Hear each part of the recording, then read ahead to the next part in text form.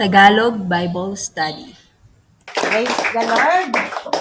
Hallelujah! Purihin ka nga po, Diyos. Sa araw na ito, Panginoon, kami po ay sama-sama nagpapakumbaba, nagpapasakop sa iyong kapangyarihan, Panginoon. Kung may natagpuan ka po, Panginoon, na hindi nakakalugod sa amin, sa isip, sa salita at sa gawa, linisin mo po kami, pagindapatin mo po kami, Panginoon. Sa araw na ito, sama-sama po kami, Panginoon, inaanyayahan po namin ang iyong banal na Espiritu, ang siyang kumilos sa amin sa bawat isa sa amin, Panginoon, sa araw na ito. Panginoon, namamagitan po kami sa magsasalita sa aming Pastor Arwin. Sa sandaling bumuka po ang kanyang bibig, ito'y tumimo po sa aming mga puso at aming may sa buhay, Panginoon. Salamat po, dakilang Diyos, sa may bahay, sa magsasalita at sa lahat ng tumugon, sa panawagan, sa gawain ito, Panginoon. Sa kabuuan, Panginoon, ikaw po ang aming tataas at dakilat luluwalhatin. In the name of Jesus we pray. Amen. Napaka po natin ang ating Panginoon. Hallelujah! Napakabuti po ng ating Diyos dahil pinahintulot na tayo magkasama-sama, magkatipon-tipon upang mapakinggan ang mensahe ng Panginoon sa hapong ito. Amen. Ang mensahe, ang kanyang salita ay hindi lamang para sa atin, kundi bawat isa sa atin. Amen? So, malinaw na tayo po ay aalay, nagsasakripisyo, may mga ginagawa po ang bawat isa, may mga ginagawa, may mga kaabalahan, pero dahil po sa pag-ibig nyo, pagsunod sa ating Panginoon, ito po ay part ng inyong sacrifice, at alam naman natin, ang pangako ng Diyos, hindi mababaliwala lahat na ikatiting na sakripisyo nyo para sa ating Panginoon. Amen? Kaya napakabuti po ng ating Diyos at tayo'y nandito ngayon. Last time na tayo po, ang topic natin ay patungkol saan? Sino po nakakaalala ng topic dito last time? Patungkol sa...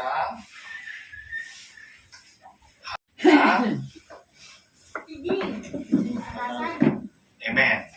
Patungkol po sa, ang topic po natin nung last week ay patungkol sa hari na may ikakasal na anak na lalaki. Inutusan niya ng hari ang kanyang mga lingkod na mag-invite, magpaanyaya. Tumugon ba yung kanilang mga pinuntahan? Hindi po. Marami ang mga dahilan, marami ang abala sa kanilang mga negosyo, abala sa kanilang mga pinagkakaabalahan. At dahil doon ay muli nagsugo ng lingkod ang Panginoon. Anong ginawa doon sa ikalawang isinugo? Sinunggaban, pinatay. At dahil doon, nagalit ang hari. Ang pinapunta ay ang mga kawal. Upang ano? Upang puksain, upang sunugin. So, muli, nag-utos ang hari sa mga lingkod niya na pumunta sa mga lansangan. Saan? Sa mga tao, mga lansangan na maraming mga tao upang mag-imbita. Marami ba silang nadala? Madami. And this time, madami.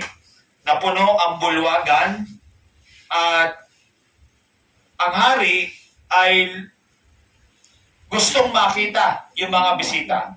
Ano po ang unang napasin ng hari sa isang lalaki? Hindi nakasuot ang kasal. Hindi nakasuot na pangkasal.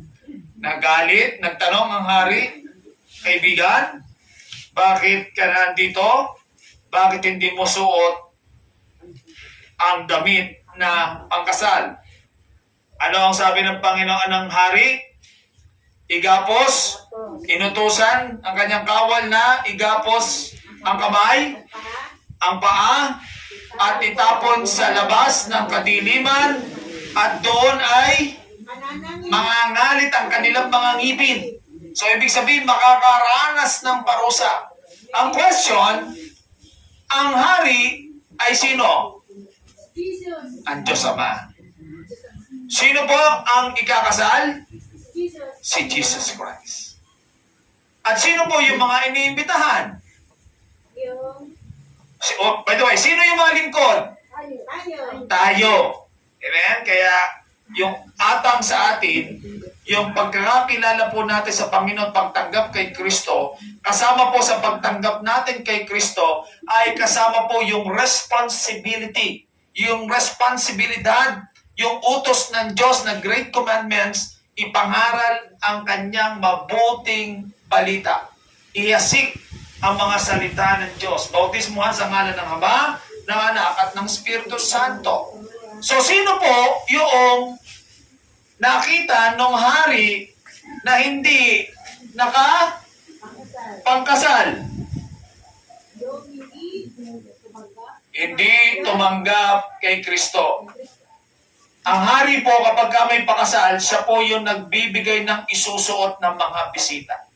So malinaw, kaya nagalit ang hari dahil naandoon pero hindi tinanggap ang katwiran ni Kristo. Hindi isinuot ang katwiran ni Kristo. Kaya anong parusa? Ginapos. Amen? And ngayon, by the way, ano yung piging? Ano yung piging? Ano yung handa na tinatawag? Bakit nag-invite? Inihanda na ang piging. May premyo po kay Sister Carmen na makakasagot. Kuhanin niyo po sa kanya 100 pesos. May pera ka ba? Ay, wala. Ang piging po na inihanda na, walang iba kundi ang kaligtasan.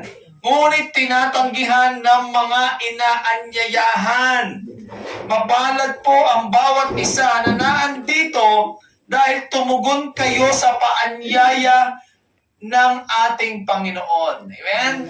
So, ito po ay pribilehiyo na tayo'y, kapag inanyayahan, tayo'y tumugon dahil sa pamamagitan ng pag-attend sa mga gantong mga gawain, ang sabi ng Diyos Ama, ang sabi ng Hari ay nakahanda na ang piging. Ang gagawin mo na lamang para hindi po tayo maitapon sa labas ng kadiliman at mangalit ang ating mga ngipin, tanggapin ang kasuotan ng pangkasal. Kasuotan ng pangkasal na naglalarawan ng katwiran ni Kristo. Tanggapin si Kristo bilang Diyos at sariling tagapagligtas. At ngayon, ang topic po natin ay patungkol din po sa kasalan. Puro kasalan ano? Sa bagay, meron naman tayo dito bagong kasal. At sa susunod, baka meron ulit pong ikasal dito yung nakabangs. Napatingin si Sister Sherry, sino nakabangs? Pagka titingin sa akin, wala akong bangs. Biglang minahin ni Sister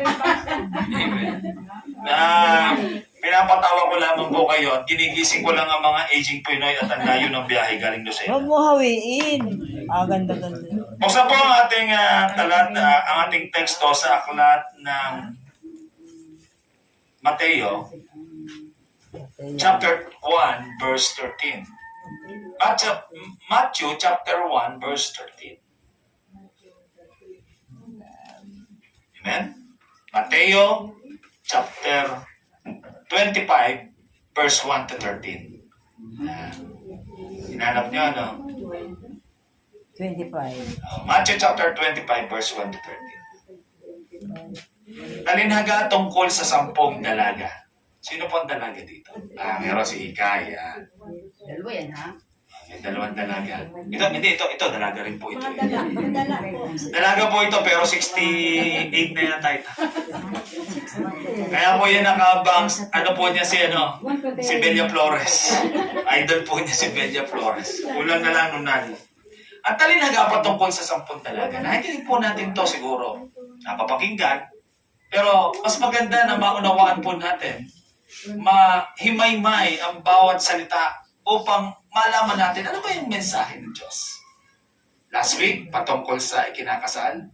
Ngayon, patungkol din sa ikinakasal pero involved ang dalaga tungkol sa 10 dalaga.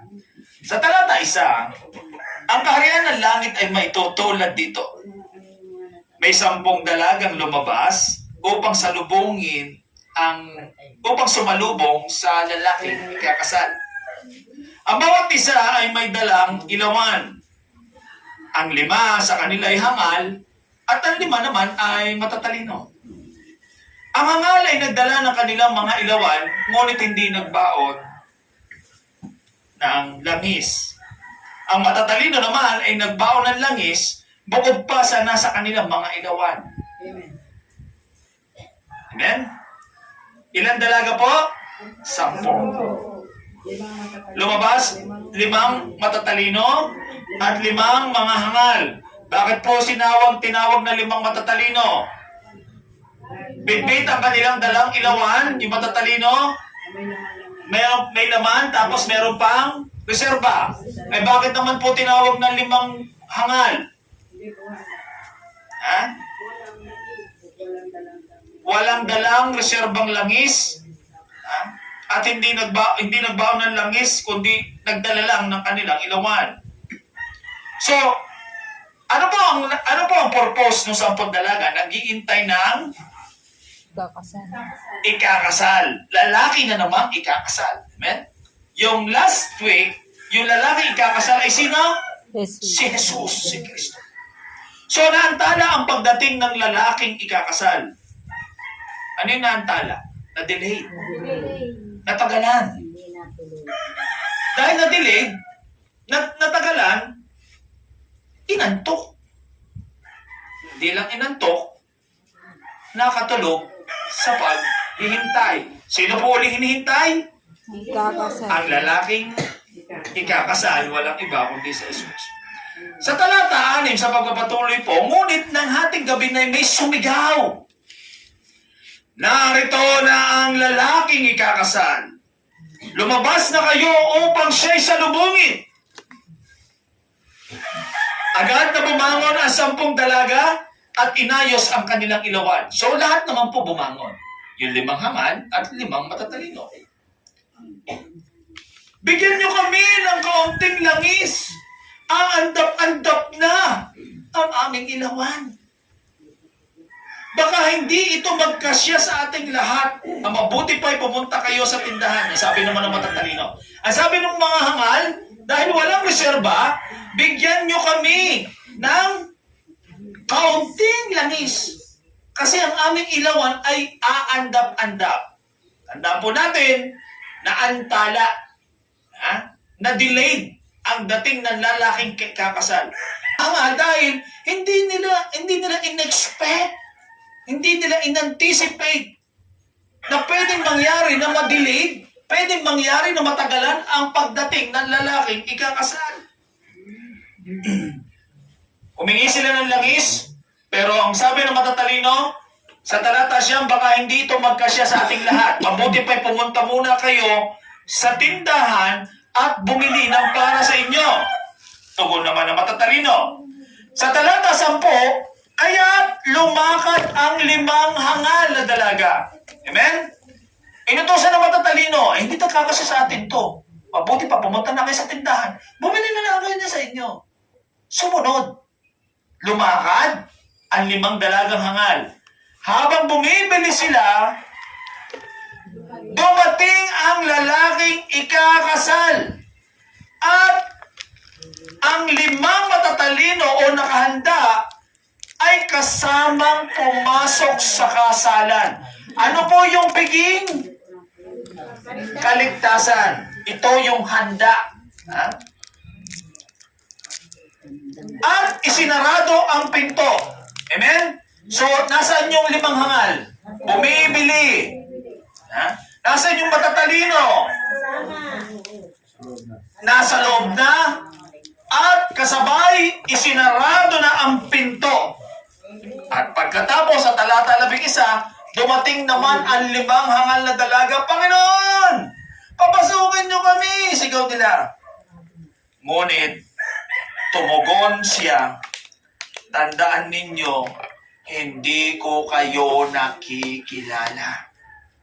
At pagkatapos ito, sinabi ni Jesus, kaya't magbantay kayo sapagkat hindi nyo alam ang araw at ang oras man ng pagdating ng lalaking ikakasal, walang iba kundi si Kristo.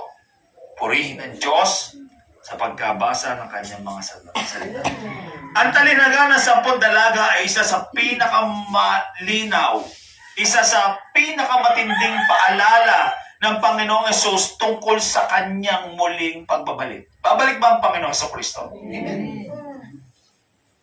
Every day, palapit ng palapit, parami ng parami, ang mga propesiya sa Biblia ng kanyang muling pagbabalik.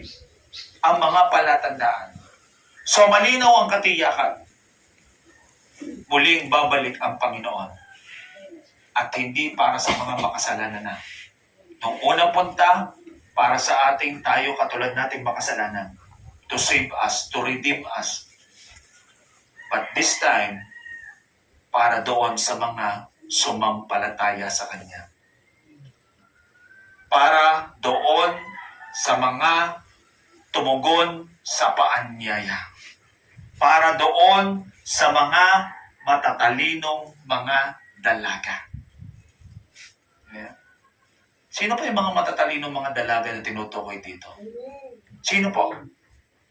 Yung mga tao na sumampalataya, yung mga tao na naging handa sa pagbabalik ng lalaking ikakasal, walang iba kundi si Kristo. Sino yung mga hangal? Yung mga nakakilala pero aandap-andap, yung mga tumalikod, yung mga hindi sumampalataya. Ano sabi ng Panginoon nung kumakatok sila? Hindi ko kayo nakikilala. Tandaan po natin yung kwento between Lazaro na mahirap at yung mayaman.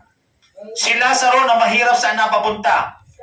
Sa piling ni Abraham, sa bayan ng langit, bilang isang parangal. How about yung mayaman? Saan napapunta? Sa hadis ng pagdurusa. Bakit hindi pinangalanan? Ang nagkwento po rito, nagparabol po nito ay ang Panginoong Jesucristo. Bakit hindi po niya pinangalanan ang mayaman? Dahil hindi niya kilala ang mga tao na hindi tumutugon sa paanyaya, ang mga tao na hindi sumasampalataya sa Kanya. Kaya hindi niya pinangalanan. Kaya nung masumpungan ng Panginoon yung mga naging handa, yung 5 matatalinong mga dalaga. Ano sabi sa talata? Sa talata 10, Pumasok sa bulwagan. ang 5 nakahanda ay kasama niyang pumasok sa kasalan at isinarado ang pinto.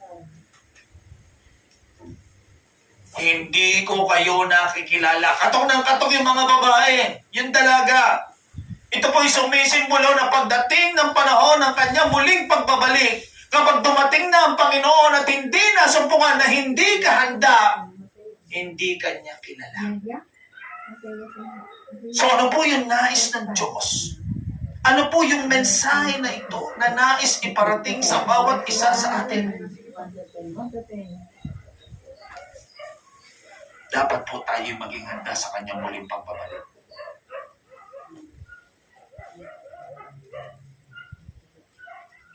Dahil ang kaligtasan ay hindi maipapasa. Ano sabi ng mga hangal na dalaga? Bigyan niyo naman kami, pasahan niyo naman kami ng konting langis. Naglalarawan po na ito, ang kaligtasan ay hindi maipapasa. Ang kaligtasan ay hindi sa pamamagitan ng pagmimisa. Ang kaligtasan ay masusumpungan habang tayo'y buhay pa. Marami po ang nadadaya na kapag namatay ka, pwede ka naman pamisa. Sige, gumawa ka ng kasalanan. Maraming kasalanan. Gawa pa, gawa. At pagkatapos naman ako nang bahala sa papamamisa ng kaluluwa mo. Lilinisin ka doon para kayo makapasok sa langit. Hindi po totoo yun. Ang piging po, ang handa na inihanda ng Panginoon na kaligtasan ay para lamang doon sa mga taong natatanggapin sa Jesus bilang Diyos at sariling tagapagligtas. Kapag sinabi pong tanggap, hindi lang basta pagtaas at pananalangin. Panlabas lamang po yun. Ang Diyos ay tumitingin sa panloob sa laman ng ating puso. Kaya nga po kanina, ang topic kanina namin sa Lucena, patungkol po doon sa pagpapagaling ng Panginoong Jesucristo sa paralitiko na binitbit ng 4 na kaibigan nung may mga hadlang at punong-puno, hindi mailapit kay Kristo dahil sila may pananampalataya. Binakbak nila ang bubong at sa harapan mismo ng Panginoon, itinapat yung paralitiko. Ano ang unang ginawa na himala ng Panginoon? Pagpapatawad. Ito yung unang himala na ginawa sa atin ng Diyos. Dahil kung hindi po tayo pinatawad, hindi po tayo makakalapit sa Diyos. Ang unang himala ay pagpapatawad ng Diyos sa atin. Yung pangalawang himala, ano yun? Bonus. Pinagaling. Kaya mga kapatid, napakahalaga po ng ganitong mga pagtitipon na napapakinggan natin na ang Diyos ay nangungusap sa pamamagitan ng kanyang mga salita. Hindi po mababaliwala ang pagtugon natin sa paanyaya kay Nanay Leti, Tatay Sid, Brother Eric. Pero kinakailangan din po makita ang laman ng ating puso. Kung ba'y napahiya lamang, kaya ka napatalik. Katulad po ng lalaki kinakasal, yung topic no isang last time. Nasumpungan, nasa loob na. Ng bulwagan, ha? Nasa loob na. Pero hindi nakasuot ng damit pangkasal, pambisita. Ang hari po kasi noon na nagbibigay ng damit sa mga bisita. So, pagsasalarawan po noon, reflection spiritually, ito, kaya bakit itinapon? Damit lang naman yung pastor, ba't kaya itinapon ng hari? Ito po'y nagsasalarawan na hindi niya tinanggap ang kasuotan na katwiran ng ating Panginoon Jesucristo. So if you not accept Jesus Christ, buong puso, useless, baliwala. Hindi ko po alam kung testimony, hindi ko po alam kung na-share ko dito na kababayan niyo po yung pinasabog na barko. Na-share ko pa rito. Pinasabog ng mga rebeldeng Yemen, galing sila sa Israel.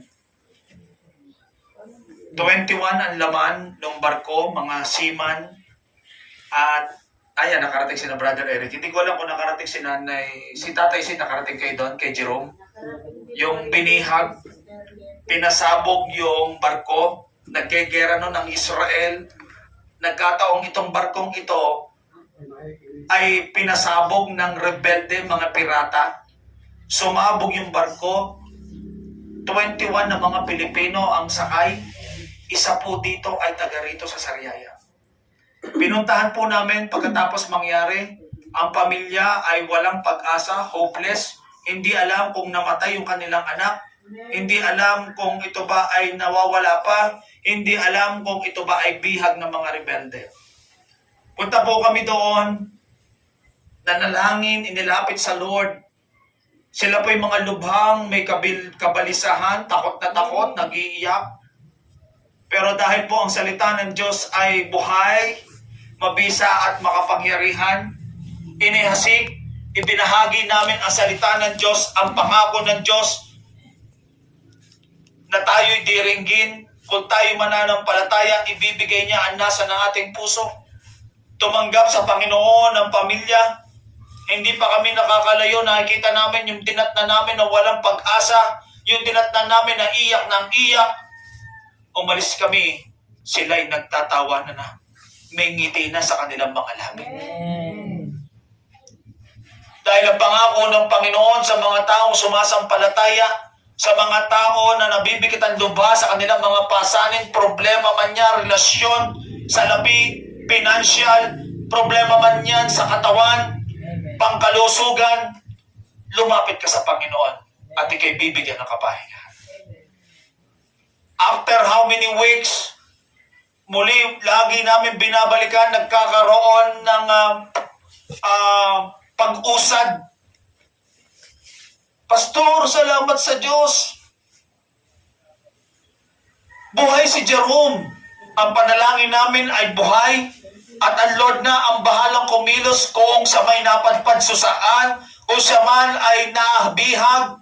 Pero ang panalangin po namin, Panginoon, ay sana po ay buhay. Unang kasagutan ng Panginoon, buhay. Salamat sa Lord. Pero ang Panginoon po ay hindi gumagawa ng instant. Ha? Bakit? Kapag gumawa ang Panginoon ng instant, humingi ka ng kagalingan, ipag-pray mo, biglang gumaling, sa tingin mo, mananampalataya pa yung pasyente. Sa 10 pinagaling na kay Tongin, ilan ang bumalik? Isa lang ang nagpasalamat sa Panginoon.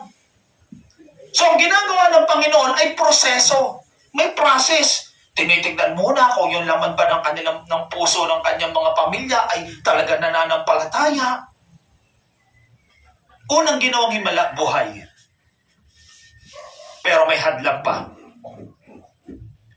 Nahuli ng rebelding Yemen. Under custody ng mga Yemen. Pero good news, dinala sa hotel. Walang ginagawa. Kumakain, tumutulog. Yun lang ang gawain. Alam nyo, sa panghimala, tuloy ang sweldo. Pero bihag sila ng Yemen. Sa iba, sinasaktan, baka patayin pa. And you know what? Sa loob ng ilang buwan na patuloy namin pananalangin at pagtitiwala na mangyayari yung magandang plano ng Diyos na kanyang ipinangako, may dumating na taga-owa doon sa kanyang asawa. Kinaon ng asawa. Nasa Manila na si Jerome. Ligtas. Buhay. Dahil ang mga problema, mga pagsubok, ang mga pagkasakit, ito po hindi ibinigay ng Diyos. Hindi ibinigay sa iyo ng walang kadahilanan. Sabi ni Santiago, mapalad ang mga tao na dumadanas ng iba't ibang uri ng pagsubok, sapagkat mararanasan nila ang kapangyarihan ng Diyos at magbubunga ito ng katatagan ng kanilang pananampalataya. Kaya kung tayo po may mga hinihiling sa Diyos, na sa tingin natin, parang wala naman, parang konti-konti lang naman, parang yun din lang naman. Remember si Elias nung humingi ng ulan? 3.5 years hindi na ulan, pero nag-declare siya, uulan! Nanalangin, ang kanyang panalangin ay nakaluhod. Ha? Meron siyang pananampalataya. Ano ang binigay agad ng ating Panginoon? Ulan ba? Hindi! Ulap.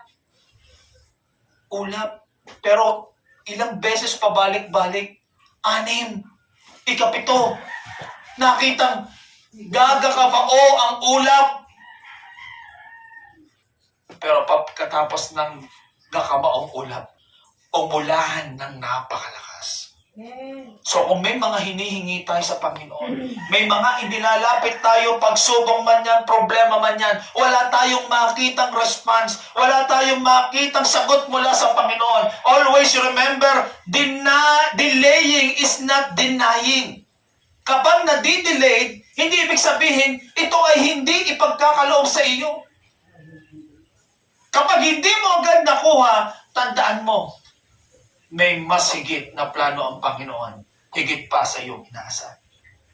Kaya napakalino po ng mensahe sa hapong ito. Maging handa po tayo. Pinaghahanda na tayo ng ating Panginoon. Huwag po tayong gumaya sa 5 babaeng dalagang hangal na nagpaisi-isi, nakakatulog, hindi naghanda, ang ilawan ay paandap-andap dahil baka makatulad tayo, paisi-isi tayo. Saka na ako atin. Saka na lang ako maglilingkod. Saka na lang. Baka biglang dumating ang ating Panginoon. Ano sabi nung sumigaw? Ano ba sabi nung nag-abiso? Na dumating na ang ating Panginoon? Ha?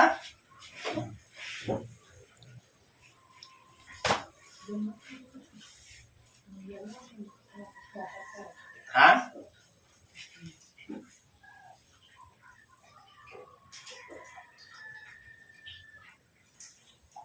Ang lalaking ikakasal. Ang pagbabalik po ng Panginoong Jesucristo ay walang nakakaalam, maging ang mga anghel sa langit, dahil ang kanyang muling pagparito ay inihalin tulad po sa isang kisap mata. Inihalin tulad sa magnanakaw na hindi kailanman mag-aabiso kung kailan siya darating. Amen. Kung hindi po natin alam ang kanyang muling pagbabalik, ito po'y binigyang katiyakan ng Biblia. Hindi alam ang kanyang muling pagbabalik, pero siguradong babalik. Sa pagtunog ng trompeta, si Jesus ay darating na.